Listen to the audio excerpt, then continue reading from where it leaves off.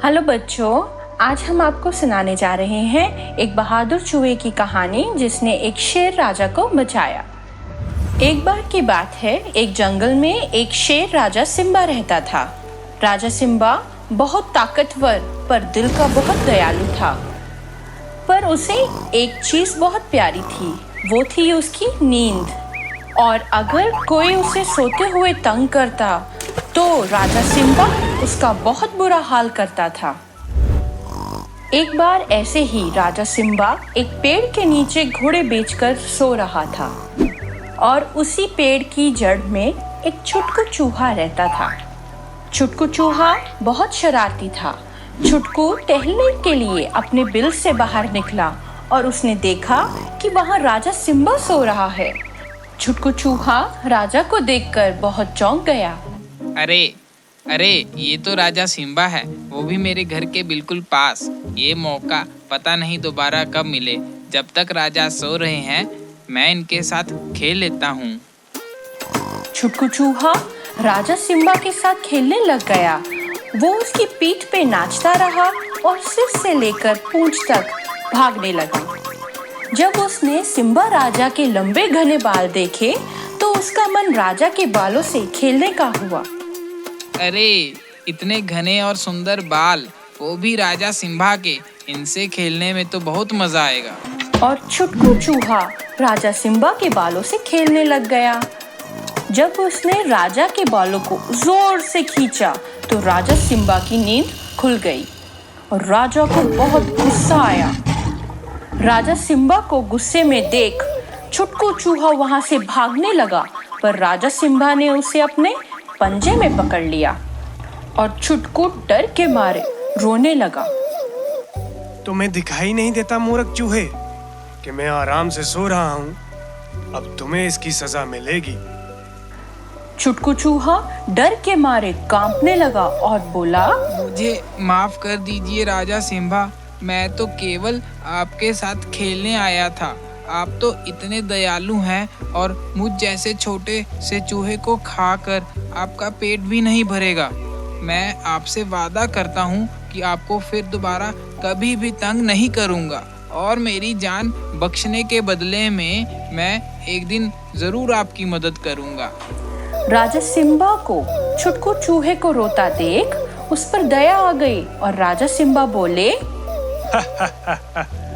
तुम छोटे से चूहे मेरी क्या मदद करोगे? छुटकू, तुमने मेरी नींद खराब की है, पर अगर तुम मुझे ये वादा करते हो तो ठीक है, मैं तुम्हारी जान बख्श देता हूँ। ये सुनकर छुटकू चूहे की सांस में सांस आई और सिम्बा ने उसे छोड़ दिया।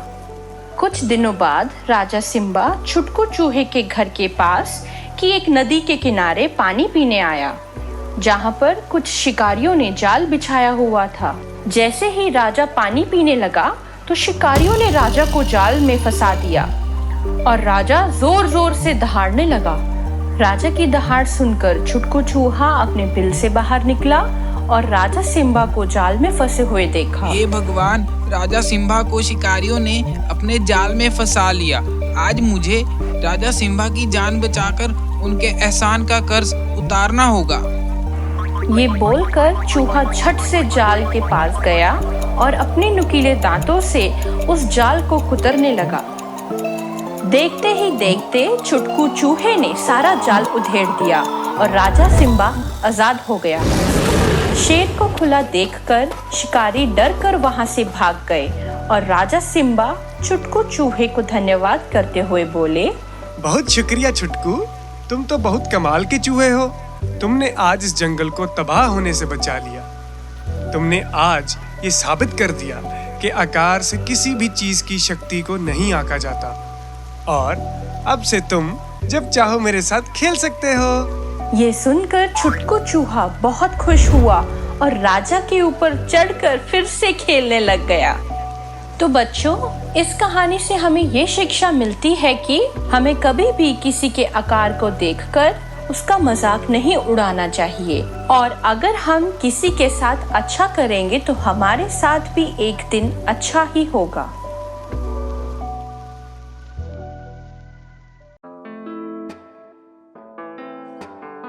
तो बच्चों, आज मैं आप सबको जो कहानी सुनाने जा रही हूँ उसका नाम है शेर आया शेर आया। एक गांव में नटखट नाम का एक बालक रहता था। नटखट बेहद ही शरारती एवं चालाक बालक था। वो प्रतिदिन किसी न किसी को तंग करने के लिए कुछ न कुछ शरारत करता रहता था। लोग उससे बहुत समझाते पर किसी के समझाने का नटखट पे कोई असर न होता। नटखट एक चरवाहा था। उसके पास ढेरों बकरियां थीं, जिन्हें चरवाने के लिए नटखट रोज जंगल की तरफ जाता था। यूं तो नटखट बेहद बेपरवाह बालक था, परंतु उसे अपनी बकरियों से बहुत लगाव था। एक दिन रोज की तरह नटखट जंगल में अपनी बकरियों को चरवाने के लिए ले गया। तब उसने सोचा कि बहुत हो गया छोटी छोटी शरारतें कर किसी को उल्लू बनाना, क्यों ना आज सारे गांव को मूर्ख बनाया जाए। यह सोच नटखट गांव की तरफ मुंह करके जोर जोर से चिल्लाने लगा, शेर आया, मुझे बचाओ, शेर आया, मेरी सारी बकरियों को शेर खा जाएगा, कृपया मेरी मदद करो, शेर आया। जब नटखट की आवाज गांव वालों तक पहुंची तो गांव वाले लाठी कुल्हाड़ी जो भी मिला वह सब उठाकर नटखट की मदद करने के लिए जंगल की तरफ भागे। जब सभी लोग नटखट के पास पहुंचे तो उन्होंने देखा कि वहां तो कोई भी शेर नहीं है और नटखट जोर जोर से सभी गांव वालों पर हंस रहा था। सभी गांव वालों को नटखट पर बहुत गुस्सा आया, परंतु वे सब जानते थे कि नटखट को समझाना मतलब भैंस के आगे बीन बजाना। इसलिए वो सब नटखट को बिना कुछ कहे वापस चले गए और नटखट उनको जाता देख उन पर हंसता रहा। अगले दिन फिर से नटखट जब जंगल में अपनी बकरियां चरवाने गया तब उसने फिर से यह शरारत दोहराई। वो फिर से चिल्लाने लगा, शेर आया, मुझे बचाओ, शेर आया, मेरी सारी बकरियों को शेर खा जाएगा, कृपया मेरी मदद करो, शेर आया। सभी गांव वाले फिर से लाठियां लेकर जंगल की तरफ भागे और देखा कि नटखट फिर से उन्हें उल्लू बनाकर उन पर हंस रहा है। सभी गांव वालों को बहुत गुस्सा आया और वे वहां से चले गए और नटखट उन पर हंसता रहा। तीसरे दिन नटखट फिर से अपनी बकरियां लेकर जंगल में गया। तभी अचानक से उसने देखा कि झाड़ियों के पीछे से सचमुच एक शेर ने उसकी बकरियों पर हमला कर दिया। नटखट जान बचाने के लिए झट से एक पेड़ पर चढ़ गया और डर के मारे गांव वालों को अपनी मदद के लिए बुलाने लगा, बचाओ मुझे, कोई बचाओ, मुझ पर शेर ने हमला कर दिया है, कोई मेरी जान बचाओ, शेर मेरी बकरियों को खा रहा है, मुझे बचाओ। गांव वालों को जब तीसरी बार फिर से नटखट की आवाज सुनाई दी तो उन्होंने सोचा ये तो नटखट की रोज की शरारत है। वो आज फिर से हमें शेर आया कहकर मूर्ख बना रहा है। सभी गांव वालों को लगा कि नटखट आज फिर से उनके साथ शैतानी कर रहा है और कोई भी नटखट की मदद करने के लिए ना गया। वहाँ नटखट पेड़ पर चढ़कर बैठा रहा और उसकी आंखों के सामने शेर उसकी बकरियों को उठाकर ले गया। जैसे ही दिन ढला और शेर वहाँ से गया तो नटखट पेड़ से नीचे उतरा और अपने घर की तरफ चला गया। गांव पहुँच गए नटखट ने सारी घटना गांव वालों को बताई और गांव वालों ने कहा, देखा नटखट, तुम्हारे रोज के झूठ ने हम सबको तुम्हारे सच को भी झूठ मान लेने पर मजबूर कर दिया। नटखट की सारी प्यारी बकरियों को शेर खा गया था। अब उसे अपनी शरारतों पर बेहद अफसोस था और फिर इस घटना के बाद नटखट ने फिर कभी शैतानी नहीं की और एक अच्छा एवं सच्चा जीवन बिताने लगा। तो बच्चों, इस कहानी से हमें यह सीखने को मिलता है कि शैतानी करने और झूठ बोलने का बुरा अंजाम भी हमें ही भुगतना पड़ता है। इसलिए कभी भी किसी को झूठ बोलकर बेवकूफ नहीं बनाना चाहिए। हेलो बच्चों, आज हम सुनने जा रहे हैं दो समझदार बकरियों की कहानी। एक बार की बात है, एक जंगल में सीमा और रीमा नाम की दो बकरियां रहती थी। सीमा जंगल में बहती नदी के इस पार रहती थी और रीमा नदी के दूसरे पार। एक दिन सीमा नदी के किनारे लगी घास चर रही थी, तभी उसकी नज़र नदी के दूसरी पार लगी घास पर पड़ी। वाह, नदी के उस पार कितनी अच्छी घास खिली हुई है। मुझे उस पार जाकर घास का आनंद लेना चाहिए। ये कहकर सीमा नदी पर बने पेड़ के पुल के जरिए दूसरी पार जाने लगी थी। तभी उसने देखा कि सामने से रीमा भी पुल के इस पार आ रही थी। सीमा और रीमा दोनों एक दूसरे के सामने आकर खड़ी हो गई और रीमा बोली, अरे अरे, चलो पीछे हटो, मुझे नदी के उस पार जाना है। मैं क्यों पीछे हटूं? मैं पुल पर पहले आई थी, तुम पीछे हटो, पहले मैं पुल पार करूंगी। और फिर यूं ही सीमा और रीमा दोनों आपस में लड़ने लगी। पर लड़ते लड़ते रीमा को एहसास हुआ अगर वो दोनों यूं ही लड़ती रही तो दोनों ही नीचे गिर जाएंगी। रीमा ने सीमा से कहा, सीमा, अगर हम यूं ही लड़ते रहे तो हम दोनों नीचे गिर जाएंगी। हमें लड़ाई छोड़कर समझदारी से काम लेना चाहिए। सीमा को भी रीमा की बात सही लगी। सीमा कहने लगी, हाँ, तुम सही कह रही हो। ऐसा करो, मैं नीचे बैठ जाती हूँ, तुम मेरे ऊपर से छलांग लगाकर पुल पार कर लो। और ये कहकर सीमा नीचे बैठ गई। रीमा ने सीमा के ऊपर से छलांग लगाई और पुल पार कर लिया। दोनों ने समझदारी से काम लिया और बिना लड़े पुल पार कर लिया। तो बच्चों, इस कहानी से हमें ये सीखने को मिलता है कि लड़ाई कभी भी किसी समस्या का हल नहीं होती। सूझबूझ एवं समझदारी ही हमें बड़ी से बड़ी बाधा पार करने में मदद करती है। हेलो बच्चों, आज हम सुनते हैं ईमानदार लकड़हारे की कहानी। एक बार की बात है, एक गांव में एक नदी के किनारे एक लकड़हारा रहता था जिसका नाम था भुवन। भुवन रोज नदी के किनारे लकड़ियां काटता और अपना गुजारा करता। भुवन बचपन से ही बहुत मेहनती था। वह अपने काम को बड़ी लगन एवं मेहनत से करता था। भुवन सबको एक ही सीख देता था, जो करेगा मेहनत वो बनेगा सफल इंसान, जो करेगा आलस वो बनेगा स्वार्थी बेईमान। भुवन का एक ही मित्र था, सोनू, जो कि बड़ा आलसी, कामचोर और झूठा व्यक्ति था। भुवन जब भी उसे मिलता तो वो भुवन की मेहनती इंसान होने का मजाक उड़ाता और चालाकी से लोगों को ठगने के लिए तरकीबें बताता। चालाकी से काम करते हैं मुझ जैसे झूठे समझदार, सारी उम्र बस पसीना बहाते हैं, मेहनती और ईमानदार। भुवन उसे बहुत समझाता, परंतु सोनू उसकी बातें ना सुनकर अपने मन की करता। भुवन रोज सुबह शाम मेहनत करता और सोनू सारा दिन आलस में लेटा रहता। एक बार भुवन नदी के किनारे लकड़ियां काट रहा था कि अचानक टहनी काटते काटते उसकी कुल्हाड़ी जाकर नदी में गिर गई। भुवन की कमाई का एक ही साधन था, वह कुल्हाड़ी, और वह भी पानी में गिर चुकी थी।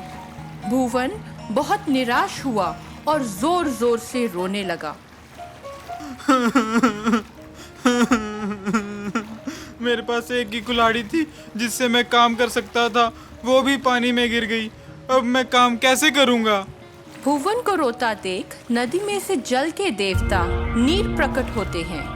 नीर देवता भुवन को रोते हुए देख उससे पूछते हैं, हाँ बेटा, क्या हुआ? तुम रो क्यों रहे हो? मेरी कुल्हाड़ी नदी में गिर गई है, अब मैं काम कैसे करूंगा? क्या आप मेरी कुल्हाड़ी मुझे ढूंढ के वापस कर सकते हैं? हाँ बेटा, मैं अभी तुम्हारी कुल्हाड़ी ढूंढ कर लाया। नीर देवता नदी में से एक सोने की कुल्हाड़ी ढूंढ कर लाते हैं। क्या ये थी तुम्हारी कुल्हाड़ी? नहीं नीर देवता, मेरी कुल्हाड़ी सोने की नहीं थी। नीर देवता फिर से पानी के अंदर जाते हैं और एक चांदी की कुल्हाड़ी लेकर आते हैं। बेटा, क्या ये थी तुम्हारी कुल्हाड़ी? नहीं नीर देवता, ये तो चांदी की कुल्हाड़ी है, ये मेरी कुल्हाड़ी नहीं है। नीर देवता तीसरी बार पानी में जाते हैं और एक लकड़ी की कुल्हाड़ी निकाल कर लेकर आते हैं। बेटा, क्या ये तुम्हारी कुल्हाड़ी है? भुवन अपनी कुल्हाड़ी देखकर बहुत खुश होता है। जी नीर देवता, यही है मेरी कुल्हाड़ी। नीर देवता भुवन की ईमानदारी देखकर बहुत प्रसन्न होते हैं। भुवन, तुम बहुत ईमानदार इंसान हो। ये सोने और चांदी की कुल्हाड़ियाँ मैं तुम्हें तोहफे में देता हूँ। भुवन वह तीनों कुल्हाड़ियाँ लेकर खुशी खुशी घर जाता है। भुवन की ईमानदारी का किस्सा पूरे गांव में फैल जाता है और लोग भुवन की बड़ी तारीफ करते हैं। वहीं से सोनू सब सुनकर एक तरकीब लगाता है। अगले ही दिन सोनू भी अपनी लकड़ी की कुल्हाड़ी लेकर नदी के किनारे लकड़ियां काटने चला जाता है और जानबूझ के अपनी कुल्हाड़ी नदी में फेंक देता है और नदी के किनारे बैठ के फूट-फूट कर रोना शुरू कर देता है। मेरे पास तो एक ही कुल्हाड़ी थी, अब मैं पैसे कैसे कमाऊंगा? सोनू को रोता सुन नीर देवता फिर से प्रकट होते हैं। क्या हुआ बेटा, तुम रो क्यों रहे हो? मेरी कुल्हाड़ी पानी में गिर गई है। अरे बेटा रो नहीं, मैं अभी तुम्हारी कुल्हाड़ी ढूंढ लाता हूँ। नीर देवता पानी में से सोनू की लकड़ी की कुल्हाड़ी ढूंढ लाते हैं। क्या ये तुम्हारी कुल्हाड़ी है? नहीं नहीं, ये मेरी कुल्हाड़ी नहीं है। नीर देवता फिर से पानी में जाते हैं और एक चांदी की कुल्हाड़ी लाते हैं। क्या ये थी तुम्हारी कुल्हाड़ी? नहीं नहीं, ये मेरी कुल्हाड़ी नहीं है। नीर देवता तीसरी बार पानी में जाते हैं और एक सोने की कुल्हाड़ी लेकर आते हैं। बेटा क्या ये है तुम्हारी कुल्हाड़ी? सोनू सोने की कुल्हाड़ी देखकर बहुत खुश होता है। हाँ नीर देवता, यही है मेरी सोने की कुल्हाड़ी। नीर देवता को सोनू के झूठ बोलने और बेईमानी करने पर बहुत गुस्सा आता है। झूठ? तुम एक बेईमान व्यक्ति हो, इसीलिए हम तुम्हारी झूठ बोलने की वजह से तुम्हारी लकड़ी की कुल्हाड़ी भी तुम्हें वापस नहीं देंगे। सोनू ये सुनकर बहुत निराश होता है और जोर जोर से रोने लगता है। मेरी कुल्हाड़ी, अब से मैं कभी भी जिंदगी में झूठ और बेईमानी नहीं करूंगा। मेहनत करके एक सफल इंसान बनूंगा। और इसके बाद सोनू भी भुवन की तरह एक मेहनती और सच्चा इंसान बन जाता है।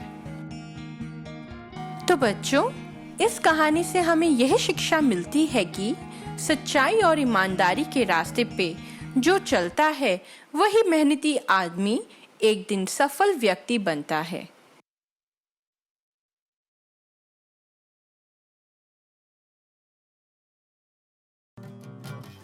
हेलो बच्चों, आइए आज हम सुनते हैं खरगोश और कछुए की कहानी। एक बार की बात है, एक जंगल में एक खरगोश और उसका दोस्त कछुआ रहते थे। खरगोश को अपने तेज भागने व अपनी चुस्ती पे बेहद घमंड था।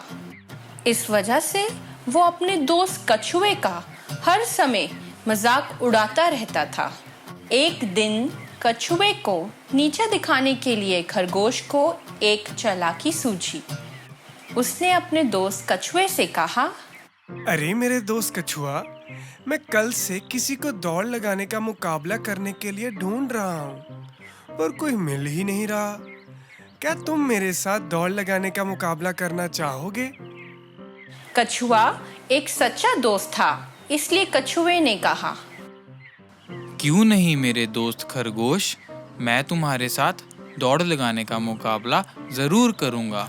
दोनों ने अगले दिन दौड़ लगाने का फैसला किया और अगले ही दिन खरगोश और कछुआ दौड़ लगाने के लिए तय की हुई जगह पर पहुंच गए। दौड़ शुरू हो चुकी थी। खरगोश पहले से ही बेहद तेज व चुस्त था। वो शुरू से ही कछुए के आगे भागने लगा और कछुआ धीरे धीरे आराम से चलने लगा। देखते ही देखते खरगोश इतना आगे निकल गया कि उसे कछुआ दिखना ही बंद हो गया। अरे मेरा आलसी व धीमा कछुआ दोस्त कितना भोला है। अभी तो शायद उसे यहाँ पहुँचने में बहुत वक्त लग जाएगा। मैं तब तक थोड़ा आराम कर लेता हूँ। और ये कहकर खरगोश आराम करने लगा और उसकी आंख लग गई। कछुआ बेचारा धीरे धीरे मंजिल की तरफ बढ़ता रहा और देखते ही देखते वो खरगोश को पार कर गया और खरगोश सोता रहा। कछुआ दौड़ जीतने ही वाला था कि अचानक खरगोश की आंख खुली और खरगोश फिर से तेज भागने लगा। पर जब तक खरगोश कछुए को पार करता तब तक कछुआ दौड़ जीत चुका था और खरगोश अपने घमंड की वजह से हार चुका था। तो बच्चों, इस कहानी से हमें यह सीखने को मिलता है कि मेहनती इंसान आज नहीं तो कल सफल जरूर होता है और घमंडी इंसान का घमंड आज नहीं तो कल टूट ही जाता है।